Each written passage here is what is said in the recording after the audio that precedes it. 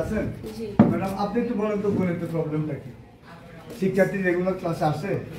যেগুলো ফেল করেছে এগুলা কি ক্লাসে উপস্থিত কম হওয়ার কারণে ফেল করেছে? আচ্ছা, এবার হাফ ইয়ার প্রিটেস্ট পরীক্ষা ফেল করেছে কজন দাখিলে? ফেল করছে আমরা 35 জন পরীক্ষা দিছে। আর গণিতে গণিতে কজন ফেল করেছে? ফেল করছে 12-13 জন। 12-13 জন। আচ্ছা, ফেল করার পরে এখন আমরা তো নির্দেশ দিয়ে দিচ্ছি একদম ফেল করার শিক্ষার্থী কোনোভাবে যদি টেস্টে ফেল করে তাহলে আপনি সেন্টার করতে পারবেন না। কি স্টেপ নিয়েছেন ওদেরকে পাস করানোর জন্য?